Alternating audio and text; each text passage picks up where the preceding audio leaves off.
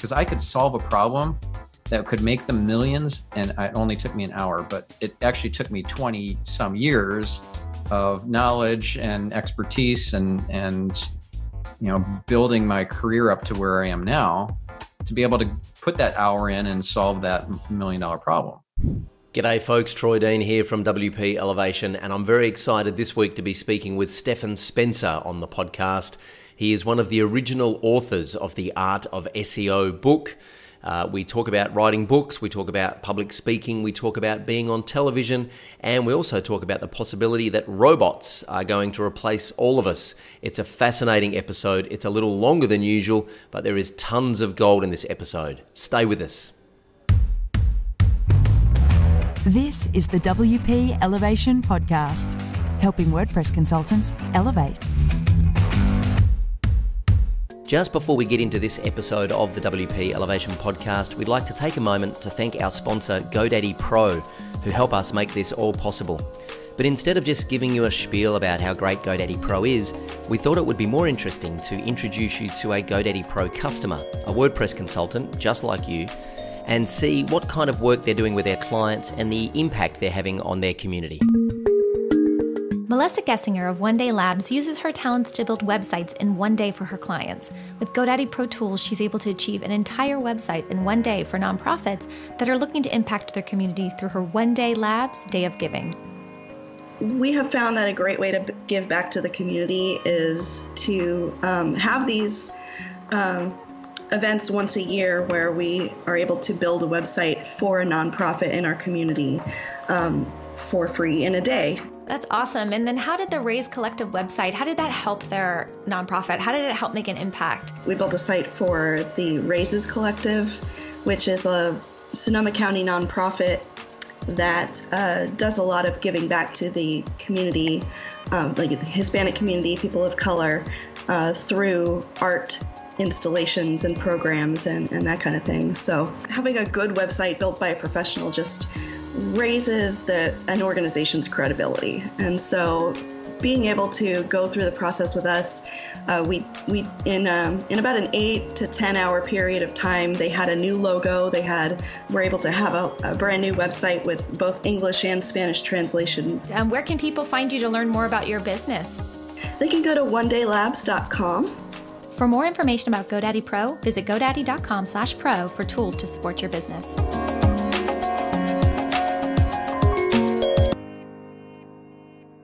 Okay, now let's get back to the show and see if we can help you take your WordPress consulting business to the next level. G'day folks, Troy Dean here, and I'm very pleased to have with me on the show Stephan Spencer. Hey Stephan, how are you?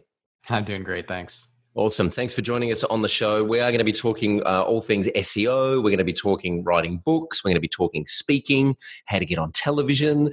But before we get there, let's fill people in. For those people who don't know who you are, tell us a little bit about your background and why you're here. Yeah, I'm most known for the Art of SEO, which is the Bible on SEO. I actually have it right here for your viewers. Wow, that's a heavy book. It's a little intimidating for some. It's 1,000 pages. Whoa. So I'm co-author in that. I did get some help, of course, but it's in its 3rd edition, and it's the Bible on the SEO fundamentals. How did that come about? How did you get yourself into a position? Because, the saying is, well, we got to hire that guy because he wrote the book. Yes. Like it's the ultimate authority play, isn't it? I never get tired of hearing that one. And it's the ultimate authority play, isn't it? It's like, well, if anyone's ever negotiating on price or negotiating on your process or trying to micromanage you, you're like, dude, I wrote the book on this stuff. Like, what are you arguing with me for? So how did that come about? How did you get into a position where you were involved in writing a book called The Art of SEO?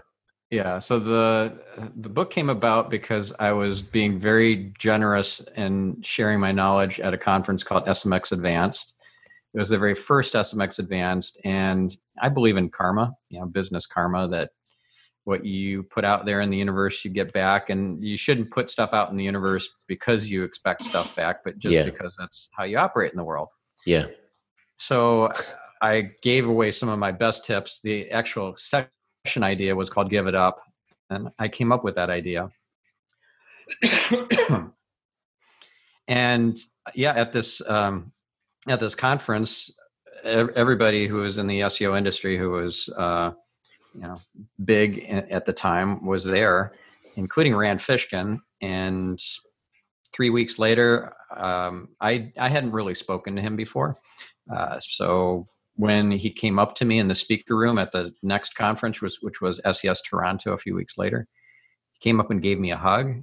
And I wasn't expecting that because I had never spoken to him before. And we just had a great conversation. We decided to do a book together. Wow. So Rand's a hugger, right? He is, yeah.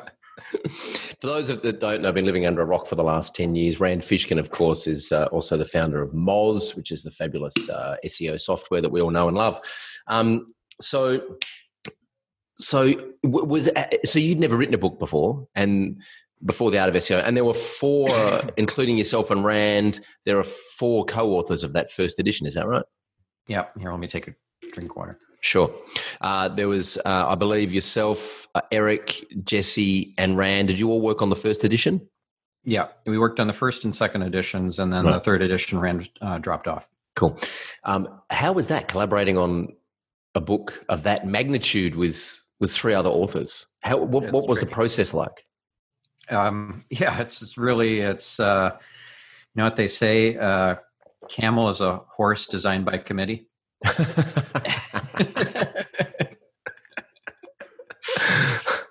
Yeah, right. It's tricky. It's really, really tricky.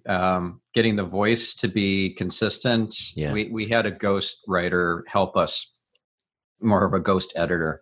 Mm-hmm. Yeah. So get it all in one consistent voice and fill in the gaps and so forth. And why SEO? Like, why did you end up in that place where SEO became something that became? I was talking to someone the other day, a friend of mine, Gonzalez, and he said, life, we're built to solve problems, and if we don't choose the problems to solve, then life will just throw us problems to solve. And so his philosophy is he likes to be proactive, and he likes to actually choose the rabbit holes he wants to go down rather than just have life throw him a rabbit hole to go down. So why did SEO become the rabbit hole that you wanted to go down and become the specialist in? Well, I was actually studying for a PhD in biochemistry, and I decided, this wasn't my path. This was 1994, and SEO wasn't really a thing yet. No. Web development was. It was just starting to really take off. People were using Mosaic back then as a web browser. Yeah. And at a conference in 1994, I met one of the guys behind Netscape. It was the creator of Netscape Server, which was also at the time the creator of the NCSA web server, and then later he became the creator of Apache. Wow. So I met Rob McCool at this second International World Wide Web Conference. Tim Berners-Lee was the keynote speaker of the web. And I was starstruck. So I'm like, wow, I need to get into this internet game. I had made a couple of websites on the side for fun, but I realized that this is my path. And it goes back to where I was in my early years, writing my own bulletin board system, BBS, from scratch when I was a kid, teaching myself assembly language, not just basic, but assembly language as a kid, like programming in hexadecimal. I was a total geek. Right. So it made a lot of sense for me to go back to my roots and start building websites. And I dropped out of my PhD and started an agency called Net Concepts. And then we started specializing in SEO over the next few years. And one of my big breaks, this is a great tip for all of your audience. Get just a blue chip client, even if you have to buy that client. Mm-hmm. And so what I did in the early days, before we had big name clients as our SEO clients, we had big name clients, but from a web development side of things. Sure. Like Birdseye was a client. Wow. It's a big client. That's a big client, yeah. What we didn't have was big SEO clients. And I wanted to a huge one that was an e-commerce client, but also a household name. So we went after Target.com. Wow. And we offered to do a website audit, an SEO audit for free in exchange for a testimonial. Wow. That's genius, because if you get a testimonial from a huge company like Target that you post on your website and in your marketing collateral and so forth, you don't, it's basically like having a 1,000-page book. I mean, it's a credibility builder. Yeah. We didn't even talk about my other two books, too. We'll get there. So that's awesome social proof. I imagine that doing a web SEO audit on a website like target.com must have cost you considerable resources. It did, but it was well worth it. I mean, if we were going to spend, let's say, $10,000 at a trade show, that's I'd much rather spend that doing an audit for Target for free and getting a testimonial and the ability to use their logo. Yeah. So you then, if I'm not mistaken, you then sold that business. And what have you been kind of doing since you got out of the agency game? Yeah, and to be fair, I wouldn't even call it an agency. I would call it an amalgamation of both agency and software as a service, because we were actually generating the majority of our revenue at Net Concepts from software as a service, SaaS revenue. Right. So what we were doing is we were taking very difficult to optimize websites, large scale websites that would take maybe a year or two to optimize because of issues with their platform, their e-commerce platform, and the technology stack and everything. It's not like these days where you have most websites running WordPress and everything. It's pretty easy to optimize, but when you're running something like IBM WebSphere Commerce, and it's painful to implement just the simplest changes like URL rewrites. So I had a technology platform that allowed us to go in and just optimize everything without doing the changes on their web server. It was at a middleware layer. It was the first proxy technology, so that we were able to essentially kind of swap in stuff without doing it on their server. Gotcha. And it would look like it was on their server because of the proxy. So we were charging on a cost per click basis for that, 15 cents a click. We were making a lot of money off of click revenue, millions. And wow. That was good times. So that was the main reason why my agency, quote unquote, got acquired, was because of that technology platform and all that recurring revenue. You know, we had clients like Zappos paying us a lot of money. Wow. I'll just say 7 figures to wow. just give you.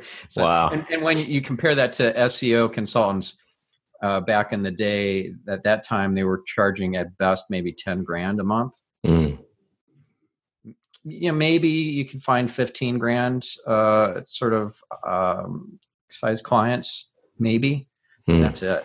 It's no comparison. No comparison. 6 figures a month in click revenue from SEO was just a game changer. Wow. And so since you sold that business, you've been writing books since, you've been doing some speaking. What does your business today look like? What's the kind of the mix and the makeup? Yeah, so I'm doing consulting still.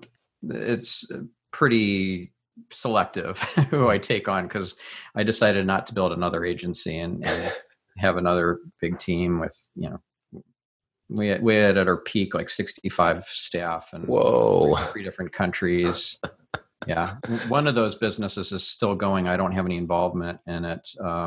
Net Concepts China is still operating and doing really, really well to service the Chinese market. But Net Concepts in the US got acquired by Cavario, and then Cavario got acquired by Dentsu Aegis, the multi-billion-dollar ad agency conglomerate. So the team and the technology and so forth kind of got absorbed by different companies. But then my personal brand, here's another thing too for your audience, is always look after your personal brand, because that's what you carry with you to the grave.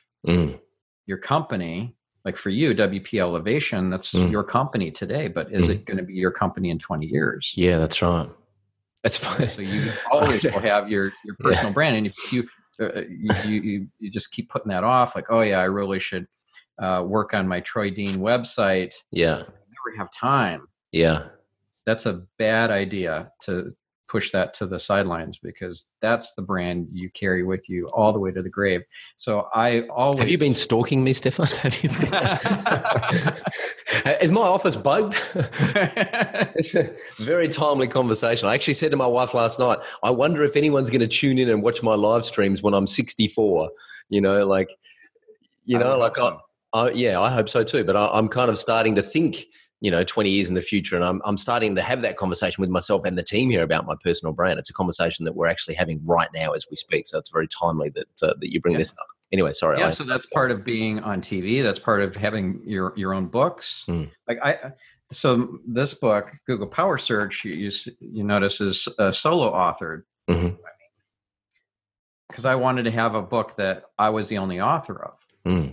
I also wanted to make sure that my personal brand wasn't just pigeonholed into SEO. Oh, he's the SEO guy. That's Stephans. Yeah. So yeah, I have the Art of SEO, but I also have this book, Socially Commerce. Socially Commerce has nothing to do with SEO. I'm multi-talented. I have depth and breadth, both. So I can go deep into social media marketing, as well as SEO and other areas too, conversion optimization and e-commerce and email marketing and so forth. So you don't want to be a one-trick pony. So build your personal brand so that you have at least two distinct areas, because that's another way that you prevent the robots from taking your job. You do the one thing, and programming is, to be fair, one of those things that will be replaced later by the robots than driving cars and stacking shelves and checking people out at the register at the grocery store. So you have some, as a WordPress developer or consultant, you have more staying power in comparison to a lot of these other jobs. However, if you compare the person who has like one set of skills, one key area, let's say it's WordPress, and they have another area that has like maybe nothing to do with WordPress, let's say music, or let's say horticulture. I'm looking at your plant in the background. Horticulture, right? And you can compare these and say, well, there's not a lot of overlap here. Let's figure out a way to merge these two disciplines together, do something really creative. You could be the WordPress consultant for horticulturists, for big agriculture, or for whatever, right? So you can combine these separate disciplines. Like for me, programming, being able to code this technology that I described, Gravity Stream, for doing a reverse proxy and fixing all these issues with your SEO without having to get into all the underlying platform, and having the creativity to come up with crazy, brilliant marketing campaigns that will get lots of links, even though these are still both part of SEO. They're so completely different. One is more like an ad agency creative director, and the other is like a coder or a CTO. Having those disciplines being able to co-mingle in one brain keeps the robots at bay for a little longer. It reminds me of a conversation I had with one of my close friends, and I consider him a business mentor, Nick Thekkalal, who's been on the podcast. He gave a presentation once in which he said, use robots to scale your business and employ humans to find creative solutions and add creativity to your business.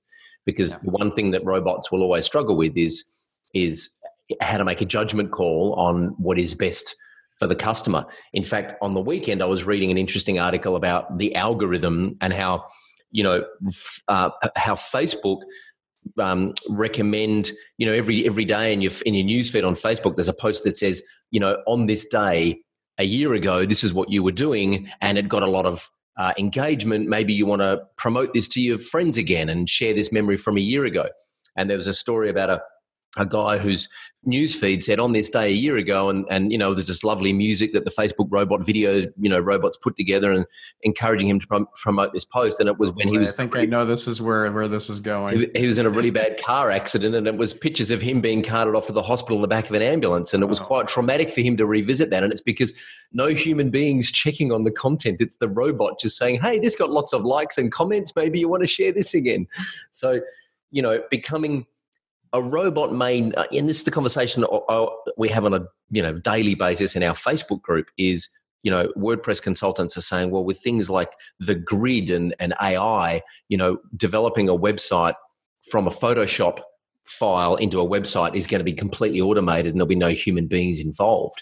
And my argument is that may be the case, but you still need to know what text to put on the page, and you still need to know how to craft a message to get your audience to take the action that you want them to take, whether it's buying a book, whether it's buying something at your e-commerce store, booking you for a speaking gig, whatever it is. Robots are millennia away from being able to do that, because the one thing that it's really difficult to automate and to roboticize is the conversation that you have between two people and how you understand each other.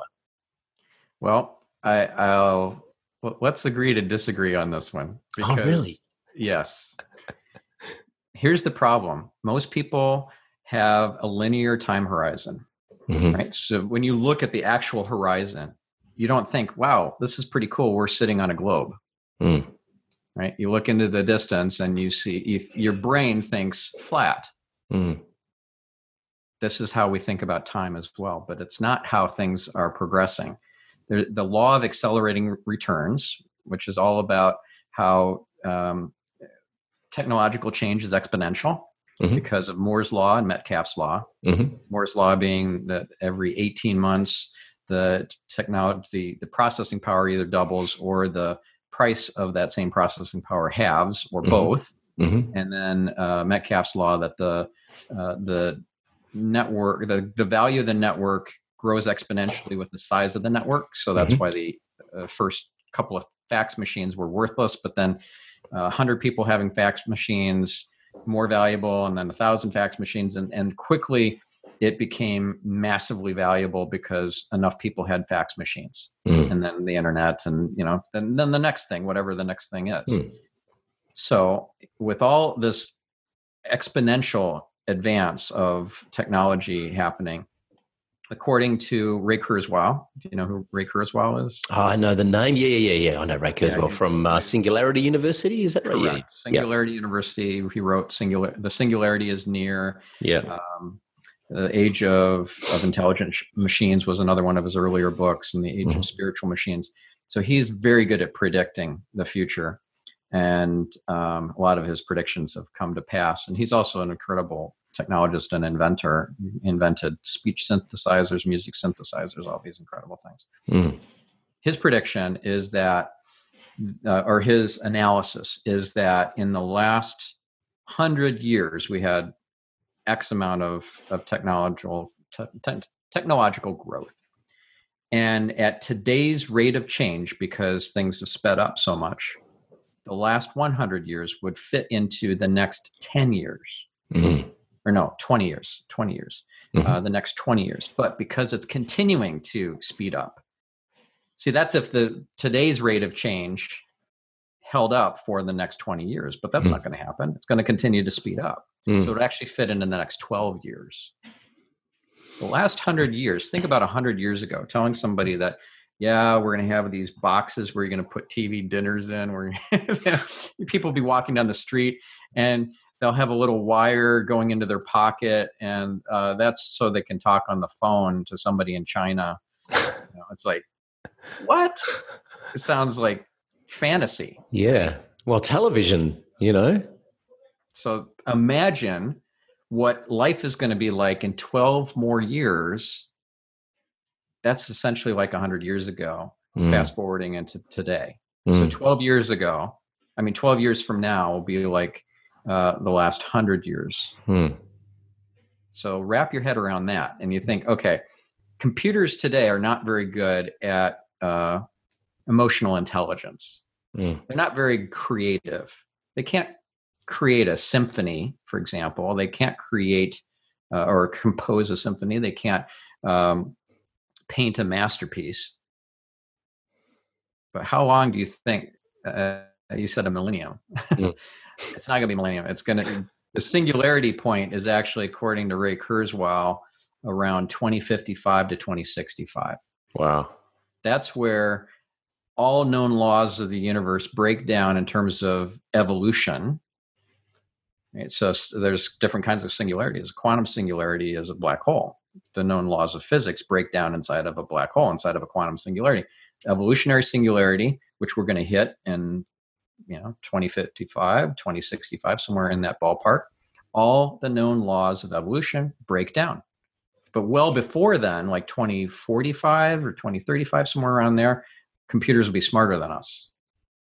That's a scary thought. We will augment our brains with computers, or we will upload our consciousness into the cloud, or we'll do some. There will be very significant changes. So if you think about, 10 years from now, it's going to be a lot like what 10 years ago was, but maybe with more cool tech.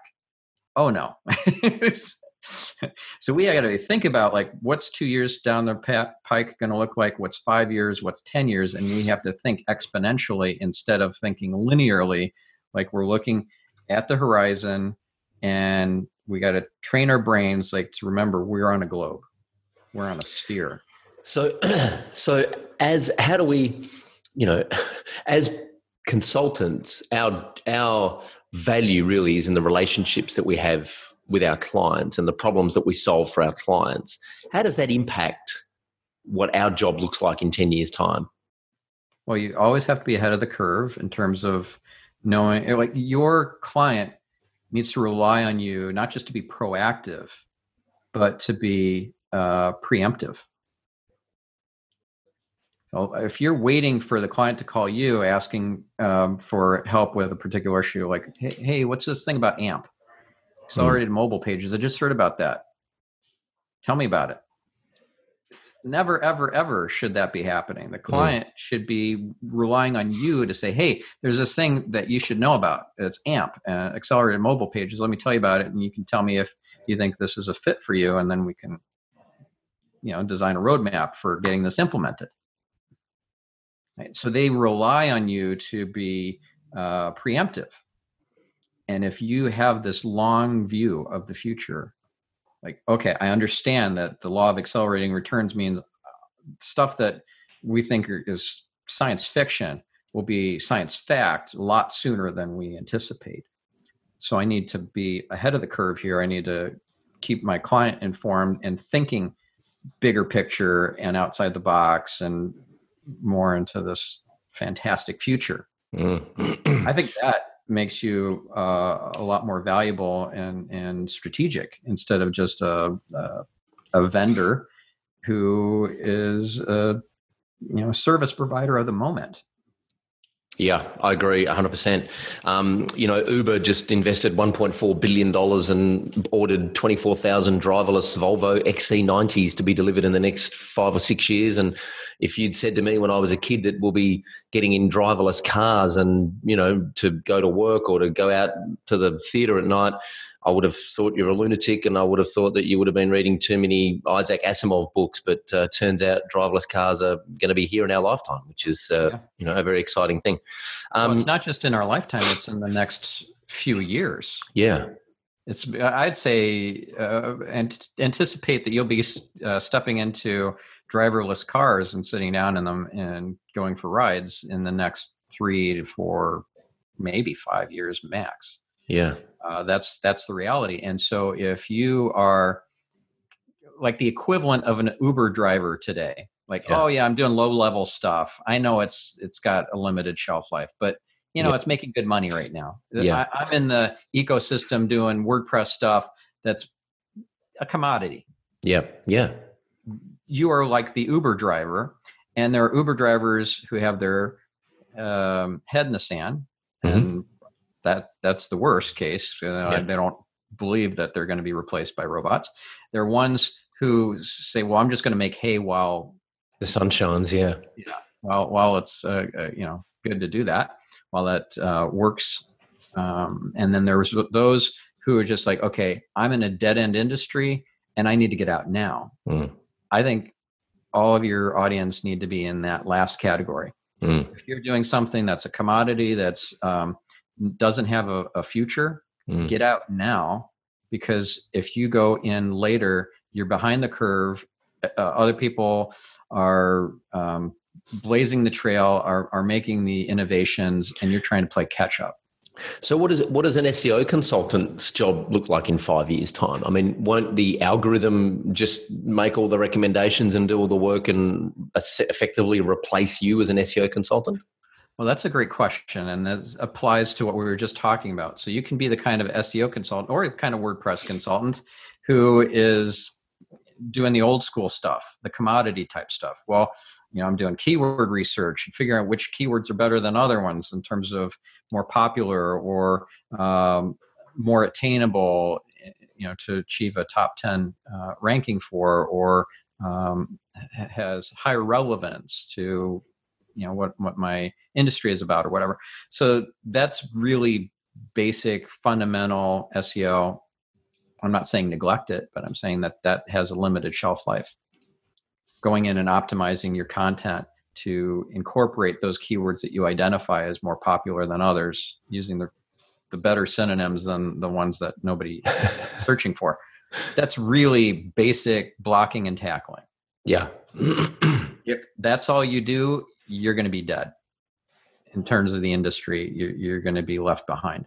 So that's in terms of SEO. Same thing applies in terms of WordPress. If you're doing the low level stuff, it's like, oh yeah, well, I need to go in and optimize the various, things with the WordPress theme. Like I'm using, such and such framework, and then, I have, child theme optimization work I got to do and go into the settings and that sort of stuff. If that's all you're doing, you will be replaced by a robot. So if you see that, all right, I'm doing something that's going to be replaced by robots, like I'm essentially an Uber driver, then jump out of that as soon as you possibly can, even if it pays well, because it's not sustainable and that will put you on the back foot. And what should we be jumping into if we're jumping out of doing that kind of low level work? Yeah. So let's say it's in SEO, you'd be looking for stuff that is the cutting edge part of SEO. So you start digging into RankBrain and really understanding that Google algorithm that's all about machine learning.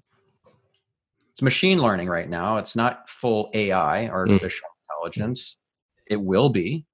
Everything will be running off of artificial intelligence at Google. Only a matter of time. So the way that you can kind of go to battle against an AI is with what? Another AI.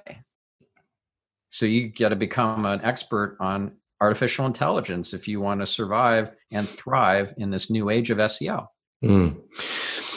It's interesting. One of the most successful Facebook campaigns that we have run ourselves internally, I got some advice from a Facebook ad consultant who said, don't do any targeting. Just run an experiment for a couple of weeks. Don't do any targeting. Just throw your ad up, target, everyone on Facebook, and see what happens. Because the theory is, and Facebook have actually been saying this, is that we have enough data to target your ads for you. Don't worry about the targeting. We'll figure that out. Let the algorithm decide who to show your ads to. You just write good copy and make a good offer. That's a terrible idea. Yeah, that's what I thought. That's what I thought as well. Terrible idea. That's what I thought as well. But it worked. So we ran this. The thing is, it worked okay, but you don't know what you could have gotten if you'd done something completely different. That is true. That is true. But what was interesting for me was the experiment was, let's not do any targeting and let's just let Facebook figure out the targeting for us. And our And it was a very limited experiment. So we were just experimenting on cost per lead. That was the metric that we were measuring. And we did really well over about a 3-week period. We were spending good money. Like, you can't do this at $20 a day because there's just not enough volume there for, Facebook to decide. So I think we were spending a couple $100 a day, which was enough for Facebook to say, okay, yep, this is where we're going to show the ads. I figure it's just linked to our Facebook page, and they just on the fly build like a lookalike audience and know who to show the ads to. And it worked really well for a very limited period of time. So that was interesting to me, that I think potentially in 5 years' time, or maybe even 3 years' time, that your Facebook ads will all just be completely automated. You just say, hey, I want to spend this much on Facebook ads over the next 3 months, and you just hit a button and the algorithm and the AI does the whole lot for you. Am I off track here, or is that a possibility? Well, I would say that you're in a much better position if you are in control of an algorithm rather than the algorithm controlling you. So in that position, I would say I wouldn't rely on the Facebook algorithm to do the best job possible, because their incentives are not aligned with your incentives. Right? You ever read the book Freakonomics? Yeah. Great book. Great book. And it's all about the incentives that are baked into the system, and are they aligned or misaligned? That's why teachers cheat in public school systems in America. That's why sumo wrestlers will throw fights, and all these fascinating stories that were in that book all boil down to the incentives in the system did not align well with our incentives, or the incentives, you just didn't see them. But what would happen is counterintuitive stuff because of these incentives. So if you think about, like, I want to advertise at the best cost per lead with Facebook, that's not what Facebook cares about. Facebook cares about getting the most money possible out of every single person. So if you have your own algorithm that tries to tune things to maximize your objective, then Facebook will do its thing. So yeah, you got to find the right tools, and you have to have the right strategies. If you don't just throw up an ad and say, I want to buy likes, because you can do that. You can do a brain dead ad that's terrible, just trying to get likes, and you get all these likes from Bangladesh and places that nobody will ever click again, and they're just basically being paid to like stuff, and they're liking everything so it doesn't leave a footprint. Yeah. Not just the stuff that is their client stuff, right? So they're liking everything, including your stuff, and then they'll never have any further engagement with your brand, and you've just destroyed your Facebook account with all that garbage. So that's a bad way to do it. If you rely solely on Facebook, you have to have some sort of strategy. I'm guessing that you had maybe like a custom audience that you started with, and then you created a lookalike audience from that, and you let the lookalike audience algorithm do its magic. Well, in our situation, we targeted. I can tell you, we targeted 18 to 65-year-old men and women in the United States. That was the only targeting we did. Mm-hmm. And my theory is that Facebook looked at our page, the algorithm looked at our page and said, okay, I'm just going to show this ad to people, to basically a custom audience of similar fans to this page. We had about 10,000 fans on our page. So I'm guessing that's how Facebook did it. Now, I can tell you that we had, and it was for one of our free templates that we were giving away. I can tell you that we had some emails from people who downloaded our free template saying, hey, this is very useful, but I'm a plumber. I'm not really sure this is beneficial for me. And I said, well, no, you're right. It's not beneficial for you at all. But hey, it only cost me 70 cents to get you in my database. So, now I'll try and sell you something from AppSumo. So it was an interesting, it was an interesting experiment. And this is a Facebook rep that told that my Facebook consultant, who shall remain nameless, but she spends a lot of money on Facebook ads. And the Facebook rep said to her, stop targeting, let the algorithm do the targeting for you. Yeah. Interesting. Hey, let's switch gears a little bit. Let's talk about, I want to talk about a couple of things. well, I want to loop back to the SEO conversation. I mean, given what we've been talking about, how do our audience start the conversation about selling SEO packages to their customers, and what are the hot buttons for our audience to go and push with their clients to get because SEO is something that our clients' customers don't understand. You build a website for a plumber, for example, or a landscape gardener, and their expectation is that they'll just be on page 1 of Google within a few days. And when they're not, and you start to have a conversation around SEO, they don't understand it. So it's a very difficult conversation to have because there's this whole education piece that needs to go along with it. Have you got any insights into how you can have that conversation in a more strategic way? Yeah. So stop educating the customer or the client and start poking at their pain point. Right? Because your job is not to educate them. Your job is to solve the problem. And some people are problem aware. Some people are solution aware. Some people are your solution aware. Most people are not your solution aware. You go in and you try to sell your solution because you assume that they're your solution aware, but they're still at problem aware. That's right. Or problem ignorant. or yeah, exactly. They haven't even gotten to problem aware That's yet. Right. Blissfully ignorant. Yeah, they don't even know that they're nowhere to be found on Google. That's right. Okay? Yeah. So first off is you got to realize that this is about stretching the gap for that prospect or that client. Like, okay, here's where you're at now. Here's where you would like to be. Let's make it really painful and obvious how big that gap is between where you are now and where you would like to be. I love it. Right? This is not about, let me tell you about how SEO works. Let me tell you about how Google works. Let me tell you about the 3 pillars of SEO, content and architecture and links. Let me tell you about off-page and on-page SEO. Let me, you just make their brains hurt. That's and right. You get this paradox of choice happening because there's so many things they could opt to do within that realm of SEO. Like, oh, should we do link building? Should we do keyword research? Should we do some on-page tweaking, like go into our Yoast settings and change a bunch of stuff?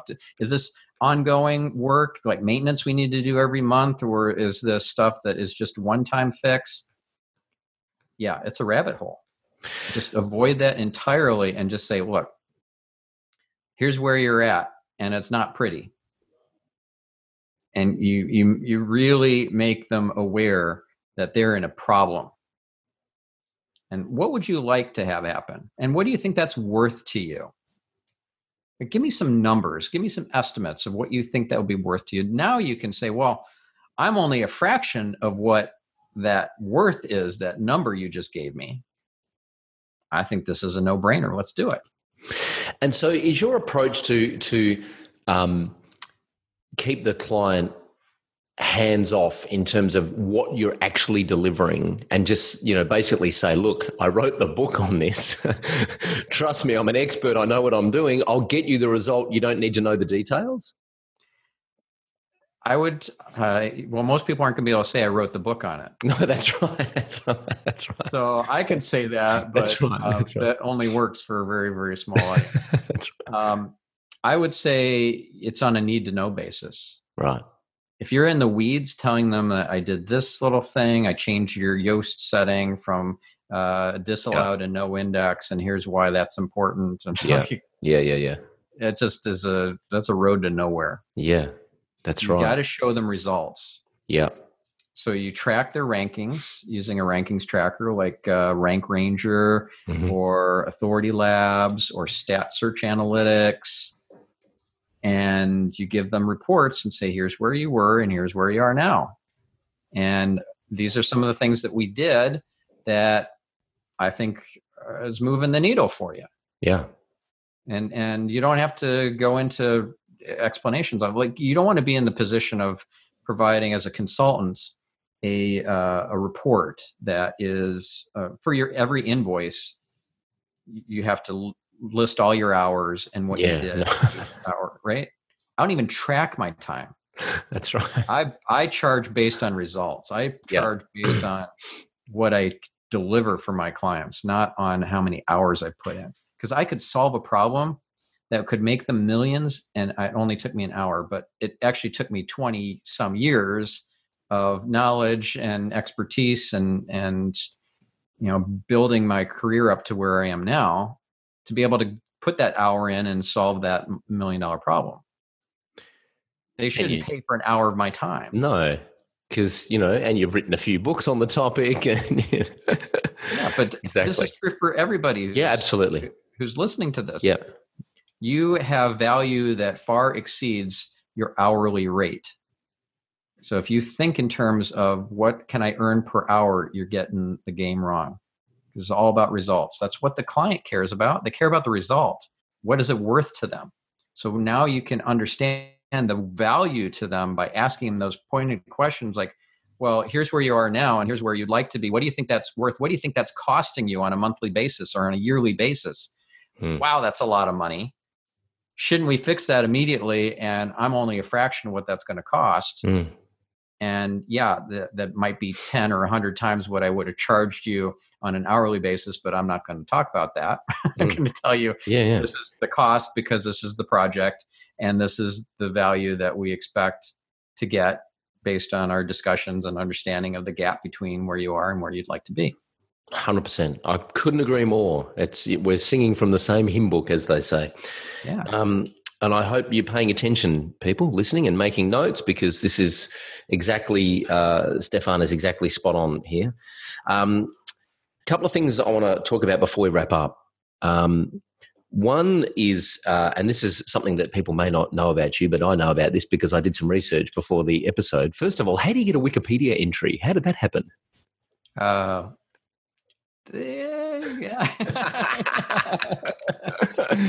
I'm sure Stephan will release a course in the coming months, how to get your own Wikipedia entry.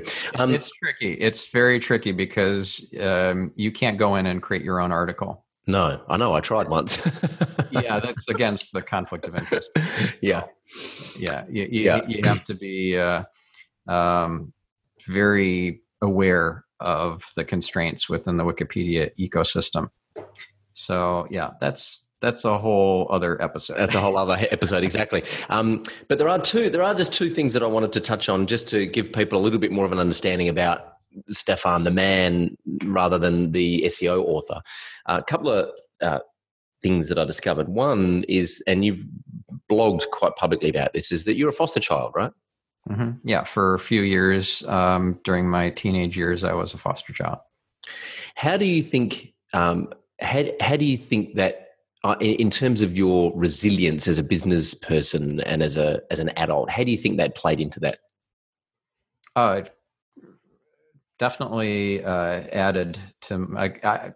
Some people would say, "Well, I don't know how you survived your childhood," because it was people who know what I went through. This was even before I became a foster child. Like, how did you even survive that? It's a gift. It was a huge, huge gift. And my wife Ryan likes to say it might be a gift with the bow on the bottom. It's a gift with the bow on the bottom. You don't see that it's actual gift until you really examine it and say, oh, wait a second, that really was a gift. So for example, I have 3 beautiful daughters, all grown now. And I wouldn't have them if I hadn't had that experience as a foster child and as a child who, like, my grandfather was really abusive and I was living with him for several years. It was a tough time, but I matured a lot because of that. And I was able to get married at 19 years old. In fact, I was completely ready for it. Most people, like my kids, are now 26, 25 and 21, and they're not ready to get married, not even close, because they didn't have to grow up fast like I did.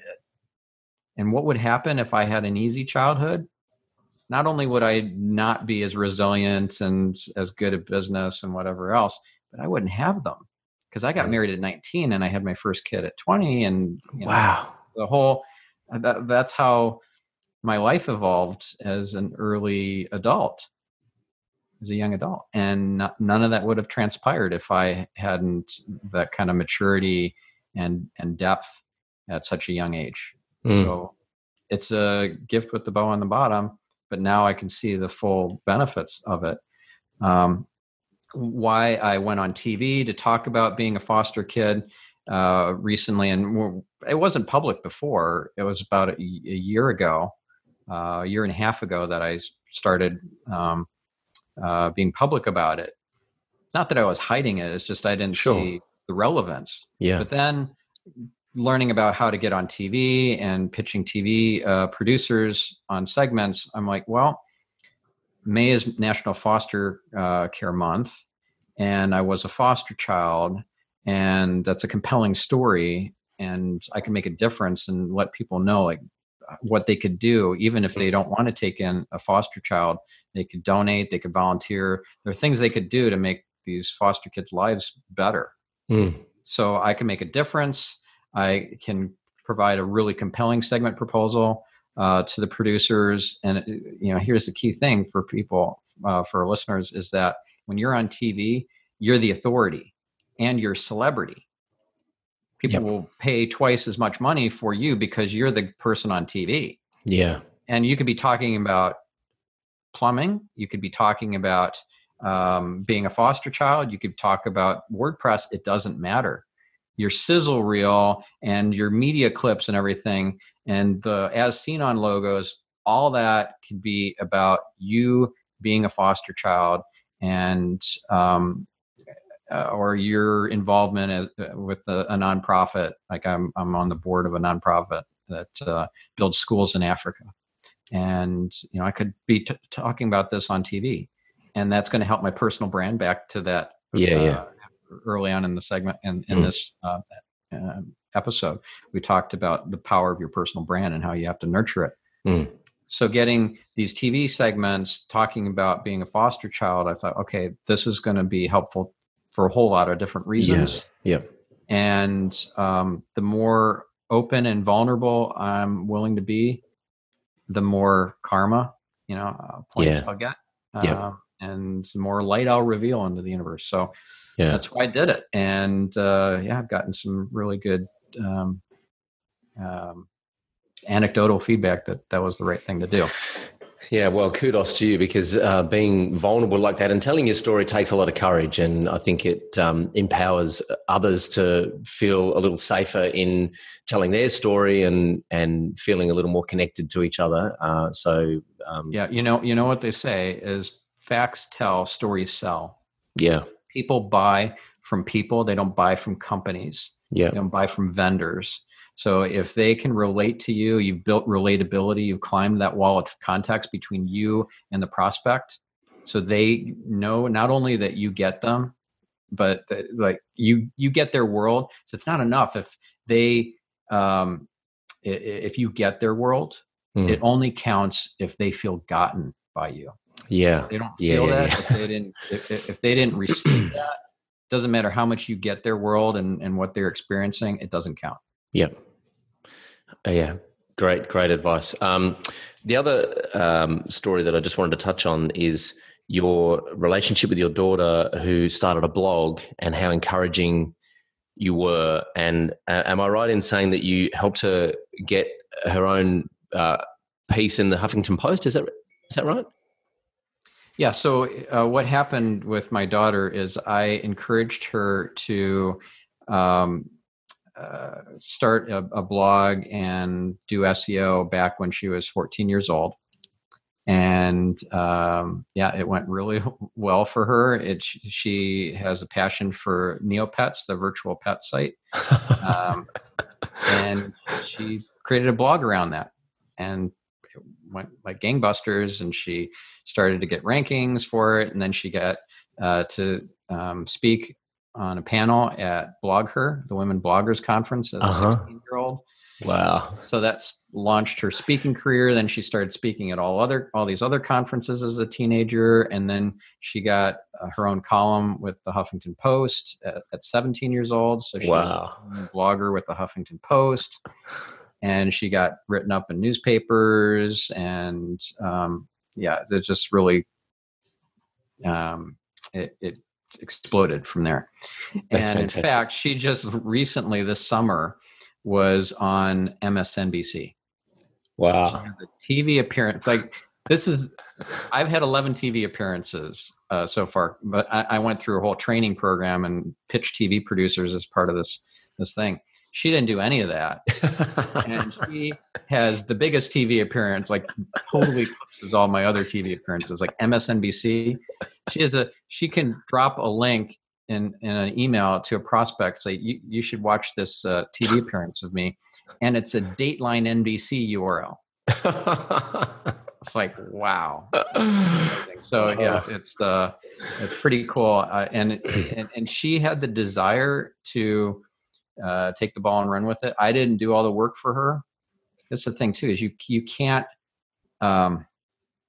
create the desire for your child or your spouse or whoever. You can't create the desire for them. You just have to hope and pray that they have the desire to see it through, because that's their engine. That's fuel to make sure that thing actually it comes to fruition, whatever that dream is that they have. Because if you do it for them, then it doesn't count. It actually creates side effects. Yeah, it's like winning the lottery, you're gonna lose all that money or whatever because you didn't earn it.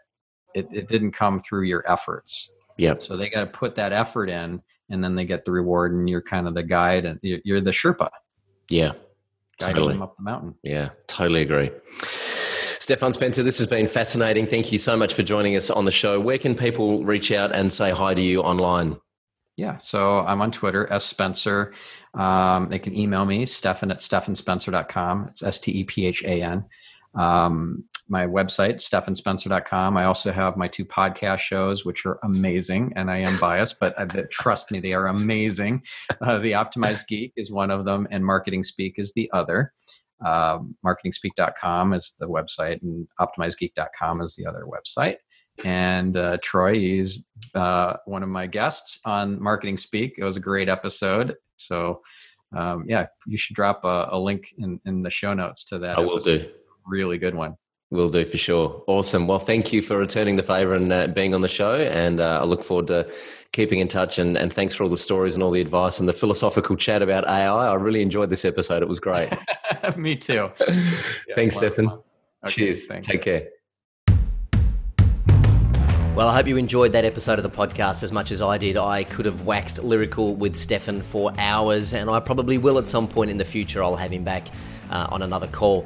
Please subscribe to the podcast at wplelevation.com/iTunes and leave us an honest rating and a review. If you don't use Apple products, then head on over to Stitcher Radio and just search for the WP Elevation podcast. And of course, everything about this particular episode, all the links and all the show notes, you can get at wplelevation.com/Stephan Spencer. That's STEPHANSPENCER. wplelevation.com/Stephan Spencer. Leave us a comment and enjoy the conversation. And also come and check us out on our Facebook page. Facebook.com/WP Elevation is our Facebook page, where we are publishing a weekly live show called Silence is Golden, where we are helping you start and grow your own business as a WordPress freelancer/consultant. So come and check us out over at Facebook. I look forward to speaking with you on the next episode of the podcast. Until then, I'm Troy Dean. Go Elevate.